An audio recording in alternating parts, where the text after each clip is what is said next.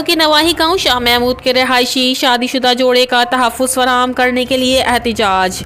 दुल्हन लैला चांडियो ने मीडिया से बात करते हुए कहा कि मैंने प्यार अली चांडियो और गुलाम नबी चांडियो से अपनी पसंद से कुछ दिन पहले कोर्ट मैरिज की है, जिसकी वजह से मेरे रिश्तेदार मुझे और मेरे शौहर को जान से मारने की धमकियां दे रहे हैं।